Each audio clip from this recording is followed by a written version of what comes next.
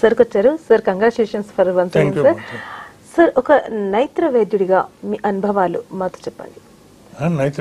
ఒక ఆప్థమాలజిస్ట్ గా మీకు ఏవైతే అనుభవాలు ఉన్నాయో మీ ఎక్స్పీరియన్స్ మాతో పంచుకోండి. నేత్ర వైద్యుడిగా రావటానికి కారణం ఏంటంటే మా నాన్నగారు అండి.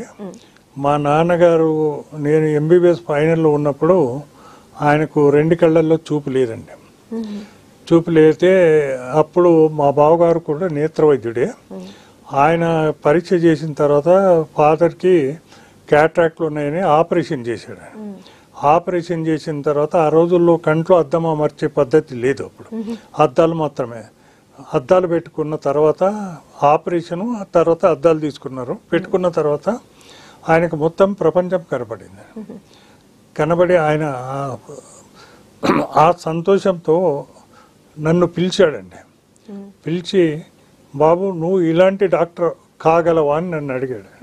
అంటే ఆయన అన్ఎడ్యుకేటెడ్, ఆయనకు తెలియదు ఇది స్పెషాలిటీ గురించి, అది ఏం తెలియదు. ఆయన ఏమన్నాడంటే నువ్వు ఇట్లాంటి డాక్టర్ కాగలవా అంటే మీరు చెప్తే నేను తప్పకుండా. అదే కానీ అన్ఫార్చునేట్ ఏంటంటే నేను ఫైనల్ ఇయర్లో ఉన్నప్పుడే ఆయన చనిపోవడం జరిగింది. కానీ ఆయన కోరిక మేరకే నేను నేత్ర వైద్యుడిని అయ్యాను. ఈరోజు ఆయన చిరునవ్వు ఏదైతే ఉందో నేను ఎంతోమంది పేషెంట్ల ముఖాల మీద నేను చూడగలుగుతున్నాను. ఎంతోమంది తల్లిదండ్రులు, బ్లైండ్ చిల్డ్రన్ పేరెంట్స్ మీద చూడగలుగుతున్నాను. అది నాకు దేవుడు ఇచ్చిన వరం అనుకుంటాను నేను. Great sir. మరి అంధత్వ నివారణకు మీరు